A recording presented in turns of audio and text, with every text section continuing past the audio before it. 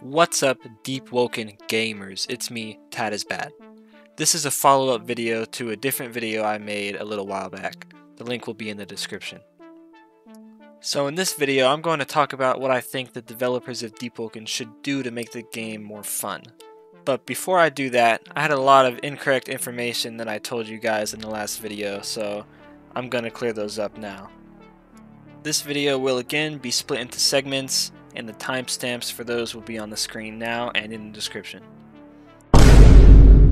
So on the screen right now are a list of things I told you that were incorrect, and I will clear those up right now. But before we continue, I just want to make it clear that Deepwoken is the best game on Roblox right now, and it probably doesn't get better.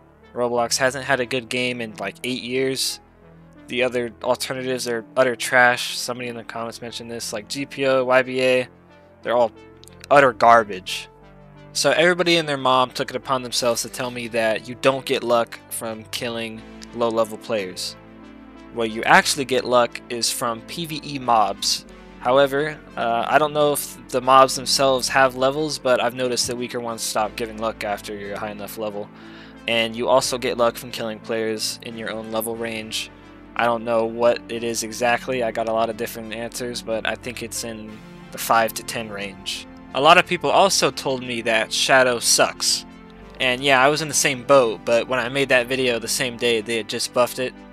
And I turned around and watched my friend 1v3 with it, so I just made the assumption. I hadn't tested it or anything. Alright, now let's get on with the video. So we all know that the servers are garbage, and it's mostly the fault of Roblox themselves. The server hosting is terrible. Roblox's like in-house client is awful, so there's not really much you can do to optimize it. So to fix the servers, there are two options, that being you can allow private servers to be purchased, or you can split the maps up into different segments. Now, one of those is a lot more boring than the other, so I'll talk about the latter first. So on server creation, I think that the servers could be assigned a numerical value to act as an ID. On creation for the sub-segments of the places, they would be assigned the same ID, keeping all these things linked together so you couldn't go crossways. So if you hit play and you spawned into server 2 with the numerical value ID 2, then if you tried to go to a separate map segment, you could only go to another map segment with the same numerical value being 2. Now, splitting it up like this would definitely help with performance, but still make it feel like it's all one server, all one world, without taking you out of the action too much. And it's also possible to have a custom loading screen, as the game already has, when going between subsegments. Now, the other option to help reduce it would be private servers, but all this would really do is give a place for people to farm PvE, which is 90% of the gameplay anyway, but I feel like people would dislike this because it doesn't let them camp Bandit Island and gank fresh spawns.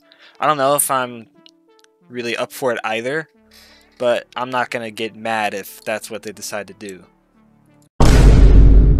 Now, I'm not going to talk about balancing itself, because clearly I haven't played the game to know enough about that, but instead I will talk about how you could mitigate fresh spawn farming, and by that I mean, people who camp and kill fresh spawns, either because they think they're getting luck or they just don't have a father figure at their home. But let's talk about that.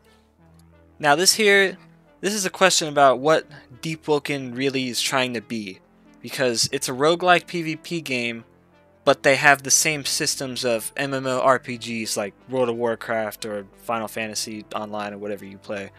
So that's a problem, because they have PvP game mechanics that are similar to other roguelike games like Rogue Lineage, where you can fight anybody anytime.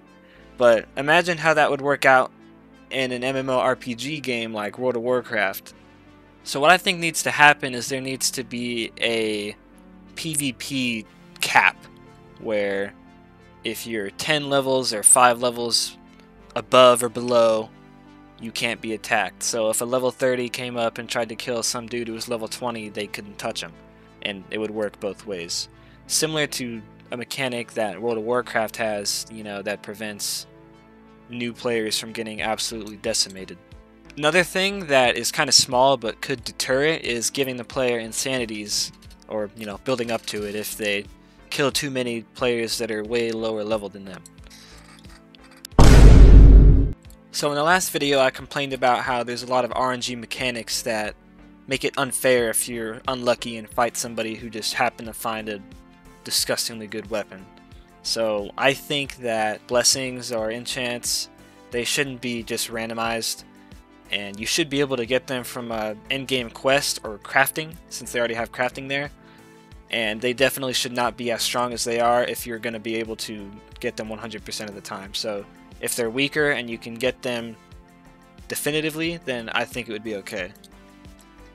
And I still don't know too much about resonances, but if you can get them 100% of the time, like without any luck involved, then they should be okay too. I mean, if everybody can get one, then it shouldn't really matter. I didn't really come up with anything for talents, so I haven't talked about it. This will definitely be the last review, I guess, of Deepwoken that I make. And if I make any more Deepwoken videos from here on out, they'll just be gameplay or clips or whatever. So thank you for watching. If you enjoyed, subscribe, leave a like, comment, whatever. I don't care. And thanks for watching.